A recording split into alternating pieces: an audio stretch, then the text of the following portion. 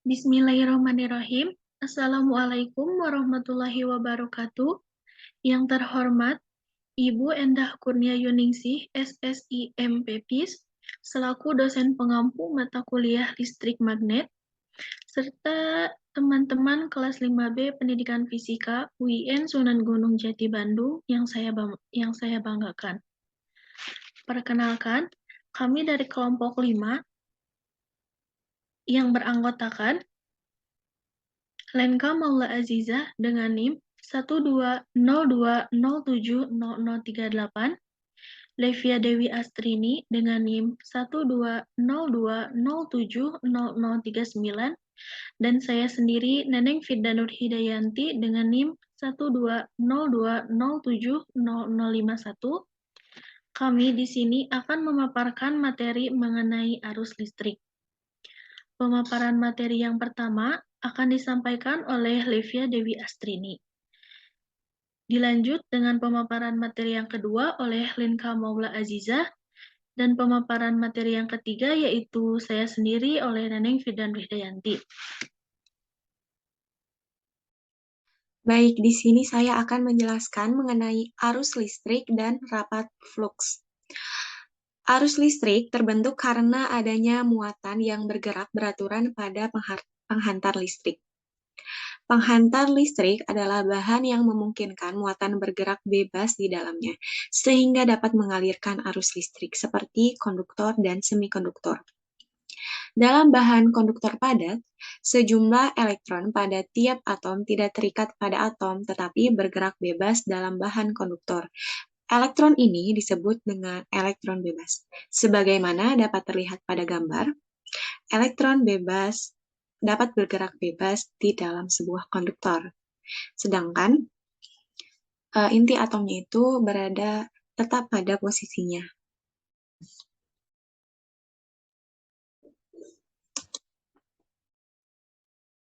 Baik, selanjutnya.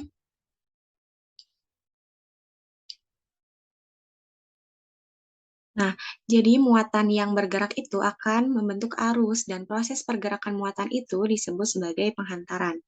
Arus listrik dapat didefinisikan sebagai banyaknya muatan listrik yang mengalir pada penghantar tiap satuan waktu.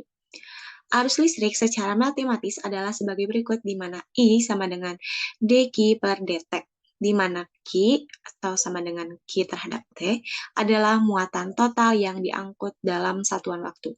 Satuan arus dalam sistem MKS adalah ampere atau A, yaitu menurut nama ahli fisika Prancis, André-Marie Ampère.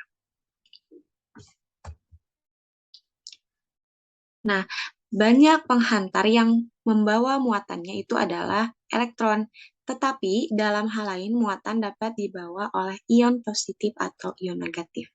Di dalam logam, arus seluruhnya dibawa oleh elektron, sedangkan proton tetap berada pada kedudukan yang biasanya dalam strukturnya.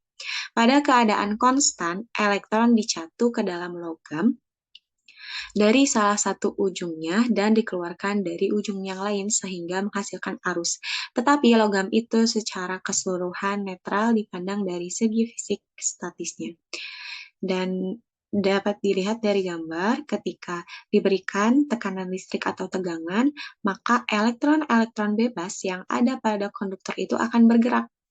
Sedangkan ion atom yang positif itu akan tetap pada posisinya, dan hanya elektron valensi atau elektron yang terluar saja yang bebas bergerak dalam proses menghantarkan. Elektron lainnya terikat pada ionnya. Nah, gaya listrik statis yang kuat mencegah kelebihan elektron mengumpul di suatu titik dalam logam, serupa dengan kekurangan elektron diperbaiki oleh gaya listrik statis yang berlawanan tanda. Nah, menurut kesepakatan, arah arus diambil sama dengan arah gerak pembawa muatan positif atau berlawanan arah dengan arah gerak pembawa muatan negatif. Nah, secara umum, arus listrik itu timbul karena adanya medan listrik. Apabila pada penghantar dikenai medan listrik, pembawa muatan positif bergerak searah dengan arah medan dan pembawa muatan negatif bergerak berlawanan dengan arah medan. Karenanya, arus listrik yang dihasilkan dalam proses ini mempunyai arah yang sama dengan arah medan. Nah, arah pergerakan pembawa muatan dan arah arus listrik dapat diilustrasikan pada gambar berikut. Jadi arus itu searah dengan pembawa muatan positifnya dan berlawanan arah dengan pembawa muatan negatifnya atau elektron.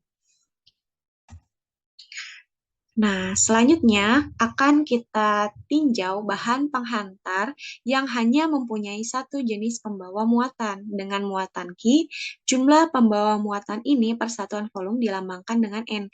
Kita abaikan gerak bahan acaknya dan menetapkan kecepatan alir yang sama adalah V pada setiap pembawa muatan. Kemudian, kita dapat menghitung arus yang melalui satu bagian luas dA seperti yang ditunjukkan pada gambar berikut. Nah, gambar ini adalah gambar gerak alir pembawa muatan yang melintasi bidang dA dalam waktu delta T. Nah, selama waktu delta T, setiap pembawa muatan bergerak sejauh V dt. Dari gambar dapat terlihat jelas bahwa muatan delta T yang melintasi dA selama waktu dA adalah Q kali jumlah semua pembawa muatan yang ada dalam volume V. N delta T dA dengan N adalah vektor satuan yang tegak lurus bidang dA. Sehingga dapat dirumuskan DI sama dengan delta Q per delta T sama dengan QNV dot N delta T dA per delta T atau sama dengan NQV dot N dA. Nah, jika terdapat lebih dari satu macam pembawa muatan, maka persamaannya menjadi DI sama dengan dalam kurung mutlak sigma I N I Q I V I dot N dA. Nah, penjumlahan mencakup jenis pembawa muatan yang berbeda-beda. Besaran yang ada di dalam tanda kurung adalah suatu vektor yang mempunyai dimensi arus per satuan luas. Nah, besaran ini disebut sebagai rapat arus dengan lambang J. J itu sama dengan sigma I N I Q I V I. Nah, maka J ini bisa disubstitusikan ke persamaan 3 sehingga persamaan arusnya dapat menjadi DI sama dengan J dot N dA.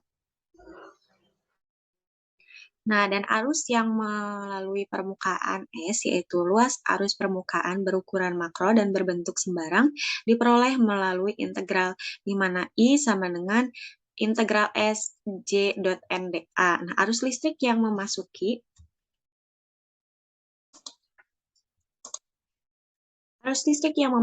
V yaitu volume yang dilingkupi oleh S diberikan oleh I sama dengan minus integral tertutup S J dot N dA sama dengan minus integral V.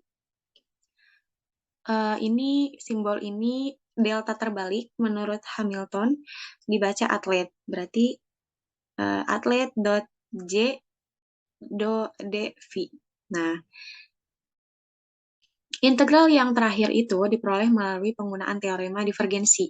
Tanda minus dalam persamaan muncul karena N adalah normal yang mengarah keluar dan kita ingin mengatakan bahwa I positif bila aliran total dari muatan adalah dari luar volume menuju ke dalam.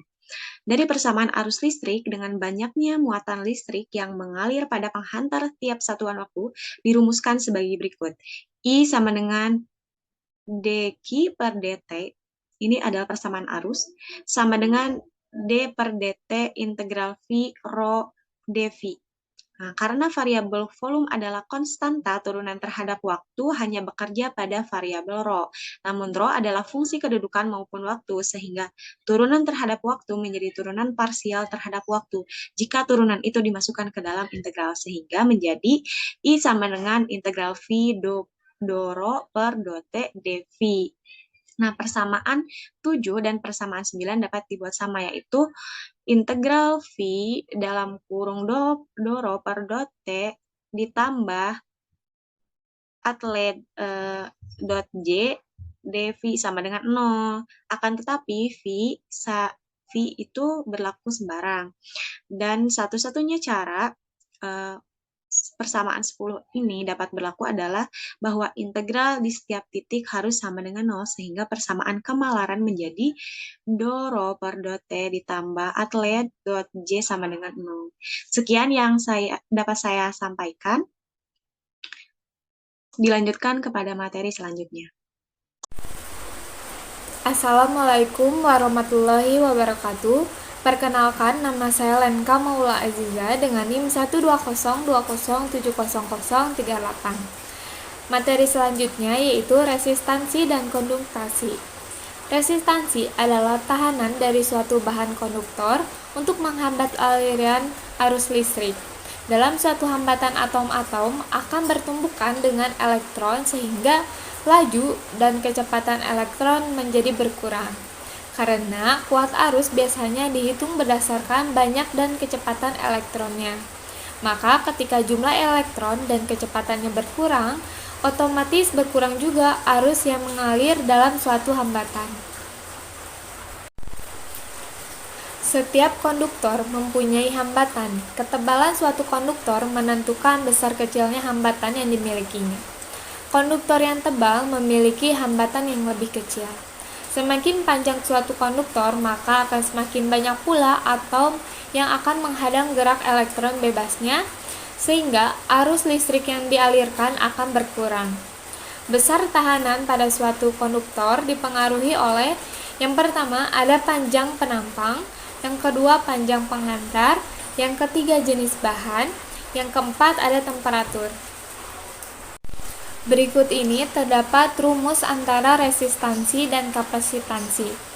Rumus resistansi yaitu R sama dengan V per I, yaitu R yaitu hambatan, V tegangan, dan I adalah arus listrik. Untuk rumus kapasitansi, Q sama dengan C per V, di mana Q muatan elektron, C nilai kapasitansi, dan V besar tegangan.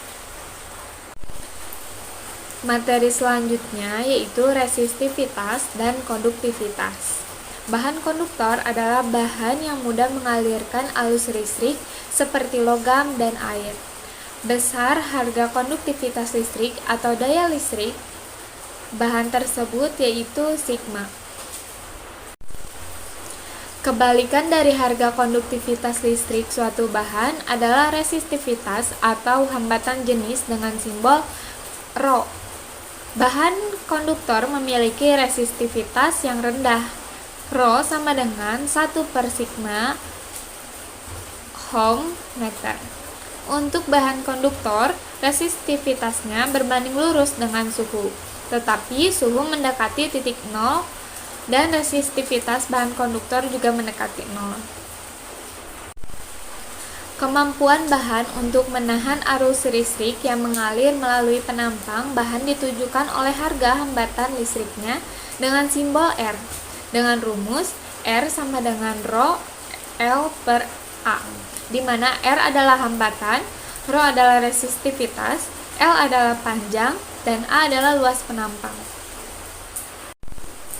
Selanjutnya, koefisien suhu hambatan listrik dan resistivitas bahan logam.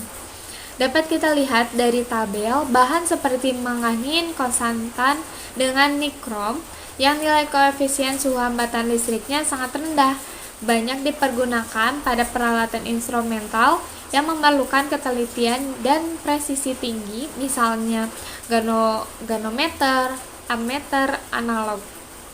Baik, di sini saya akan melanjutkan pemaparan materi yang ketiga, yaitu ada hukum Ohm.